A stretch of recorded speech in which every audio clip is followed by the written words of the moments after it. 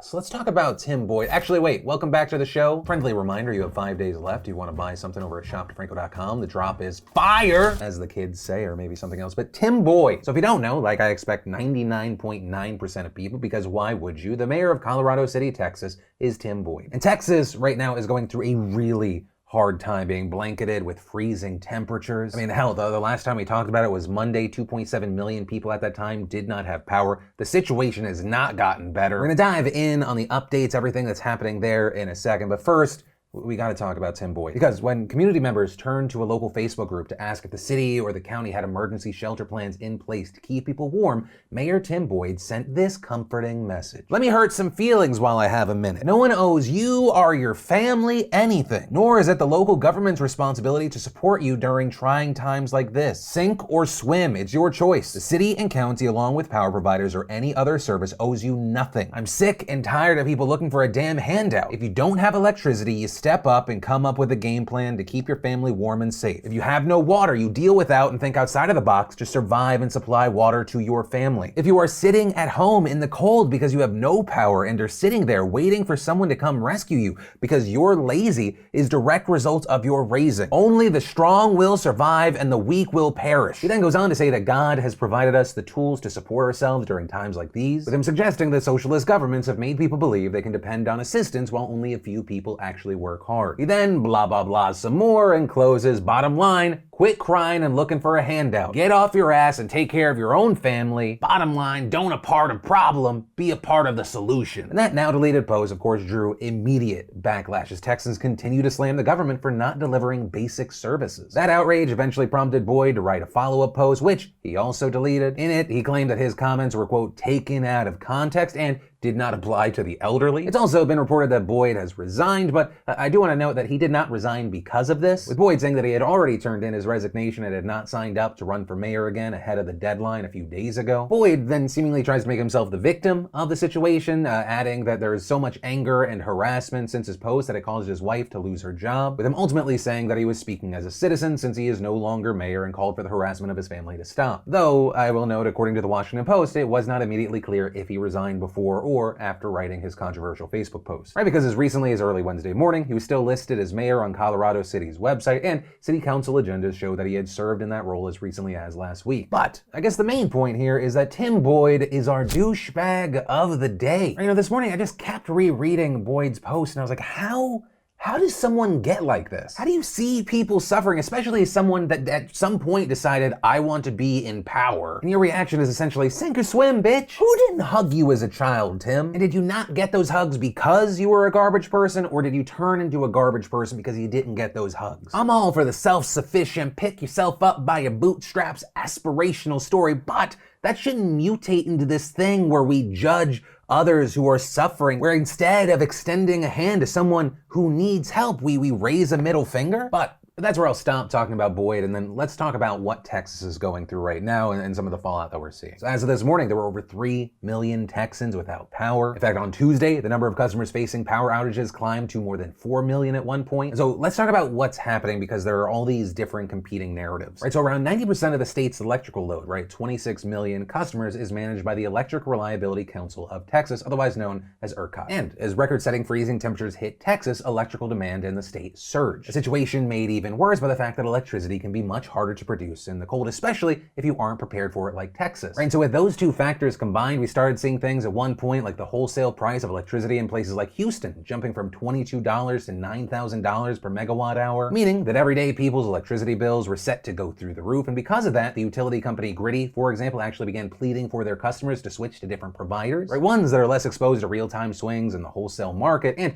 they weren't the only one. You had other utility companies reportedly offering everything from $100 rebates to waived cancellation fees as incentives to switch. But also, it's not as easy as it sounds right now. Many companies have reportedly stopped talking to new customers for the moment, with some saying they won't accept anyone until this weekend. So you had that, and then on the other side of this, you had ERCOT instructing companies to begin implementing rolling blackouts in the hopes of preventing a total blackout. So intentionally cutting power to some to keep demand from getting too high. However, and this is a big thing here, those kinds of outages are only supposed to last anywhere from 15 to 45 minutes, not hours upon end, overnight, or even days. And as far as why that's happening, in Dallas you have officials for one utility company saying they tried to trade power among neighborhoods but were unsuccessful because of the grid's weakening stability. And so without power and it being so cold, we've seen some Texans begin turning to hotels to seek shelter. However, many have found that those hotels are already booked and even losing power themselves, with one out-of-power hotel in Central Texas noting that many of their customers right now are elderly or families with infants. But yeah, right now, much of the blame for the power outages in Texas has fallen on ERCOT. In fact, Tuesday, Governor Greg Abbott declared ERCOT's reform as an emergency item for the current legislative session, saying the Electric Reliability Council of Texas has been anything but reliable over the past 48 hours, and adding far too many Texans are without power and heat for their homes as our state faces freezing temperatures and severe winter weather. This is unacceptable. And part of that reform will almost certainly involve ERCOT's board of directors, as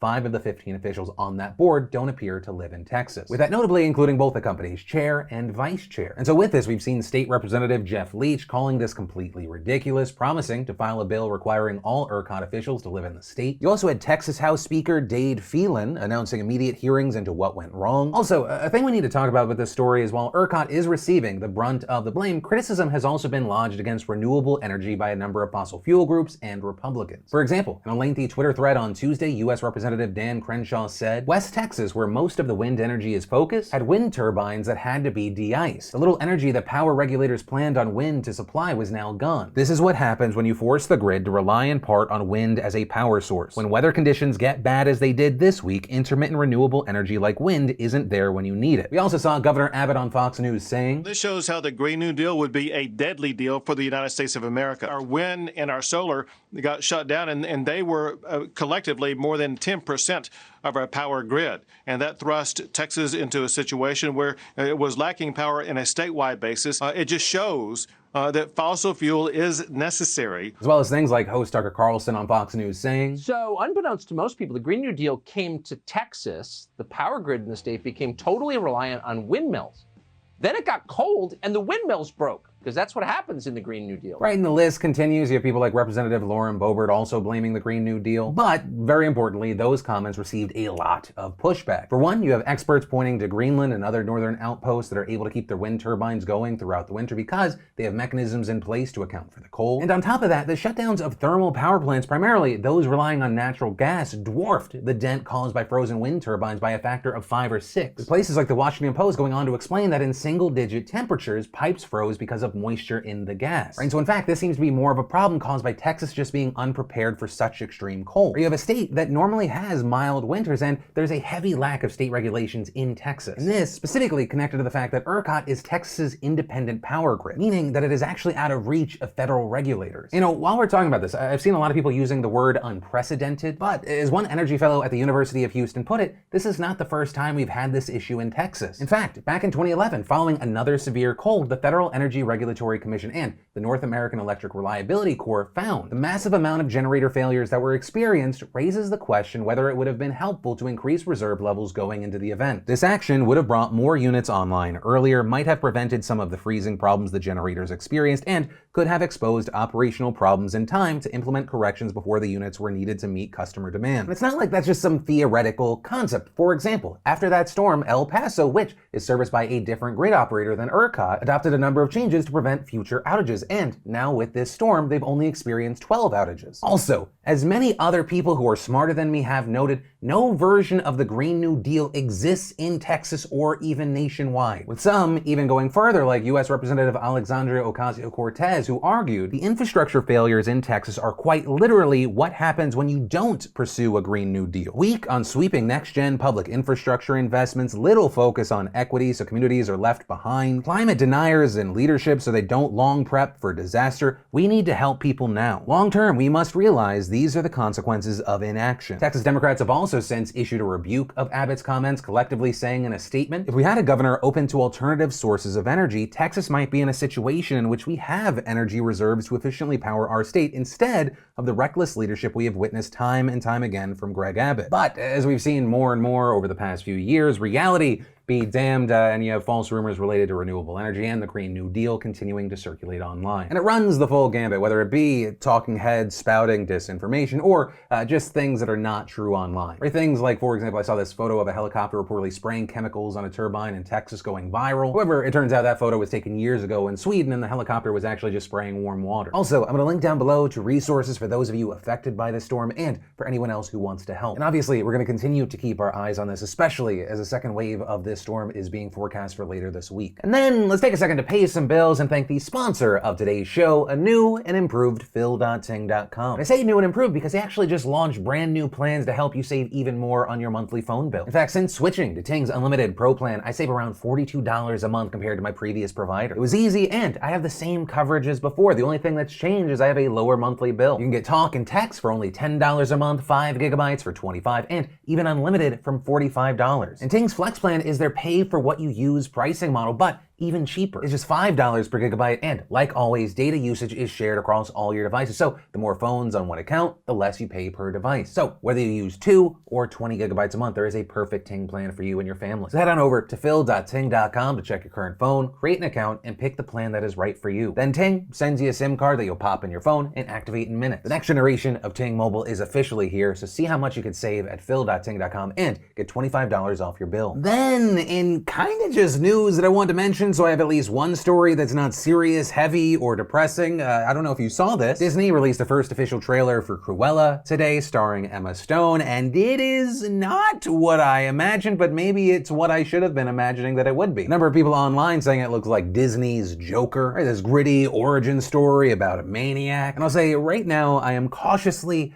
optimistic. I hope they don't throw a little curveball in there where they're like, someone lied and she's actually not a villain. But yeah, to those who have seen the trailer, I'd love to know your thoughts. Are you hyped for this? Are you cautiously optimistic? Or are you like, nah, it's gonna be trash? And then let's talk about the absolutely major update on that whole GameStop stock situation. Right, remember GameStop and AMC, Wall Street Bets, Robinhood, shit in the bed? Well, the guy that was seen as being kind of the center of this story was Roaring Kitty, aka Keith Gill, and the news today is that he is reportedly being sued for securities fraud, with him being named in a proposed class action lawsuit in Massachusetts. Essentially, the way the story goes is that Gill invests $53,000 into GameStop stock and call options in June of 2019. Insider reporting that Gill gained a cult-like following as he documented his YOLO trade and GameStop on Reddit's Wall Street Bets forum for more than a year, with the value of those securities at one point peaking at $48 million last month. As far as what the lawsuit alleges, it says that Gill misrepresented himself as an amateur investor when in reality he was a licensed securities professional, also alleging that Gill profited from GameStop's rise by artificially inflating the price of the stock, and saying Gill's deceitful and manipulative conduct not only violated numerous industry regulations and rules, but also various securities laws by undermining the integrity of the market for GameStop shares, and going on to claim he caused enormous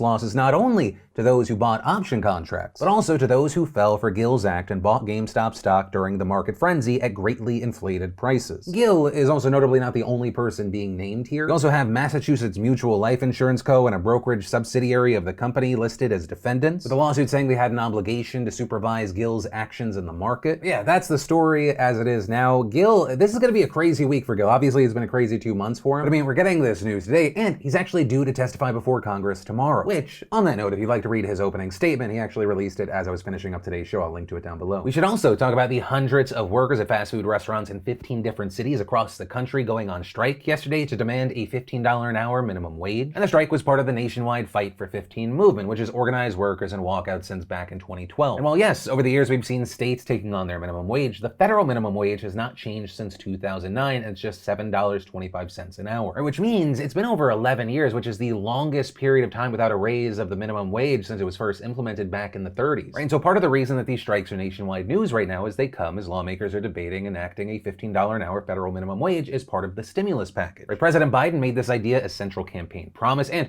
while House Speaker Nancy Pelosi has said that a $15 increase will be included in the lower chamber's version of the bill, it is unclear right now if the measure has enough support to get past the Senate. Right? As we've talked about in the past, the Democrats are looking to pass this a certain way, so they only need 50 votes rather than 60, meaning they could technically pass this without any Republican support. They have a 50-50 split. Kamala Harris splits a tie. But you also have the two Democratic senators, Joe Manchin and Kyrsten Sinema, saying that they oppose including this provision in the stimulus bill. Now, notably in this situation, there is also the possibility that a minimum wage increase could be passed separately from the stimulus package. It would require bipartisan support, which feels impossible, but may not be. For example, yesterday we saw Republican Senators Mitt Romney and Tom Cotton proposing a bill that would increase the minimum wage to an unknown number, but it would also include a provision that would prevent businesses from hiring undocumented workers. So between that and not knowing where kind of this mystery number would land, most likely less than 15, it's probably a no-go from Democrats. And as far as where Biden is landing on all this, he reaffirmed his commitment to including the minimum wage in the stimulus package while speaking at a town hall event last night. But we also saw him say there that he was open to negotiating certain aspects, things like having a longer gradual phase-in period. Right? Because currently the road to $15 has a 5-year period under the Democrats' current plan. And then finally, we should talk about the big news that broke this morning. So Rush Limbaugh is dead at the age of 70, and I've had a number of people say, can you speak